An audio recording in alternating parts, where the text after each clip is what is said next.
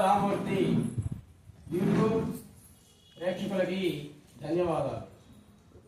ఈరోజు మనం కమటాచల నివాసి అయినటువంటి అంకాళమ్మ తల్లి దేవాలయంలో నివసిస్తూ ఉన్నాం. ఎవరి అంకాళమ్మ అనేటువంటి విషయం చాలా మందికి తెలియదు. ఈ వినుకొండ అనేది కమటాచలం అనే సంగతి కూడా తెలియదు చాలా మందికి.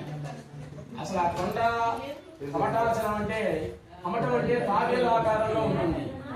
తాబేలు శివుడి కోసం తపస్సు చేసింది. శివుడు ప్రత్యక్షం అయ్యాడు, మునిగా మారిపోయాడు. ఈ కమటం కాస్త కమటం ముని అయ్యాడు. నీకేం కావాలి స్వామి అని అడిగాడు. ఆ స్వామిని అప్పుడు చెప్పాడు, నా వీపు మీద నీవు ఉండాలి అని కోరాడు. అయితే వచ్చేటువంటి యుగంలో శ్రీరాముడుగా జన్మిస్తా,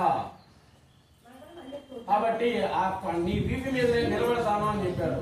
తర్వాత రాముడుగా రావడం, రాముడు శివలింగాన్ని చేసుకొచ్చి ప్రతిష్ఠించడం అనేటువంటి జరిగింది. కాబట్టి ఆ కమటాచలమే వినుకొండ విష్ణుకుండిన నగరం లా తయారైందన్నమాట. ఆ కమటాచలంలో ఉన్నటువంటి ఈ అమ్మవారు సాక్షాత్ పార్వతీదేవి. ఈ అమ్మవారు పార్వతీదేవి మానవ జాతి స్త్రీ, హిమవంతుని యొక్క కూతురు. మనలాగే మన జాతి స్త్రీ, అందుకే మనకు శివభక్తులు ఎక్కువ అన్నమాట. పార్వతీదేవి శివుడితో వివాహం అయిన తర్వాత దైవ శక్తులన్నీ కూడా వచ్చాయి. తారకాసురుడు అనే రాక్షసుడిని చంపడానికి మహాశివుడు పార్వతీదేవిని వివాహం చేసుకోవాల్సి వచ్చింది. మానవ జాతి స్త్రీకి, దేవజాతి పురుషుడికి జన్మించినటువంటి కుమారుడు ఎవరైతే ఉంటాడో ఆ కుమారుడి వల్లనే తారకాసురుడు చావాలి. అదనమాట, వాడికి ఎన్నో వరాలు ఉన్నాయి. అందువల్ల పార్వతీ పరమేశ్వరుల వివాహం అనేది జరిగింది. మానవ జాతి స్త్రీని వివాహం చేసుకోవాల్సి వచ్చింది మహాశివుడు. అర్ధనారీశ్వరి అయిన తర్వాత అనేక అవతారాలు ఎత్తుంది దుష్ట శిక్షణ, శిక్ష రక్షణ కోసం. అంకాళమ్మ, పోలేరమ్మ, గ్రామదేవతలు అందరూ కూడా ఎవరు అంటే ఒక పార్వతీదేవి, అందులో సందేహమే లేదు. కాబట్టి ఈ అమ్మవారిని మనం పూజించినట్లయితే మన కోరికలు అనేటువంటి తప్పనిసరిగా జరుగుతాయి అంటే ఎటువంటి సందేహం లేదు.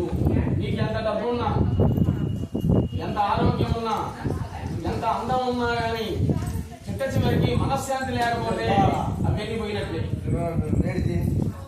మనశ్శాంతి లేకపోతే అవన్నీ లేనట్లే. కానీ ఆ మనశ్శాంతి కోసం పూజించాలి. శక్తి స్వరూపం అమ్మవారు, శక్తి స్వరూపం. మహాకాళి, దుర్గా, కాళి, అంకాళమ్మ, పోలేరమ్మ వీళ్ళందరూ కూడా శక్తి స్వరూపాలు. దుష్ట శిక్షణ కోసమని పార్వతీదేవి శక్తి స్వరూపాన్ని ధరించారు. అందుకనే ఆదిశంకరాచార్యుల వారు అష్టాదశ శక్తి పీఠాలు ఉంచారన్నమాట. యంత్రాలను నిర్మించారు. అది యంత్రబలమైనటువంటి శక్తి పీఠంలో. కాబట్టి ఈ వినుకొండలో ఉన్నటువంటి ఈ మహాకాళి అమ్మవారిని, కాళీ స్వరూపమైనటువంటి అంకాళమ్మ తల్లిని ఎవరైతే భక్తితోటి, ముందని భక్తి ఉండాలి, నీరు ఆర్తి అనేటువంటిది ఉండాలి. వచ్చి నా కోరిక తీరాలమ్మా అంటే ఆమె చేస్తారు. గుర్తుపెట్టుకోండి, నేను కోటీశ్వరుని కావాలి, మా అబ్బాయికి పెళ్లి కావాలి, మా అమ్మాయికి పెళ్ళయింది, పిల్లలు పుట్టాలి,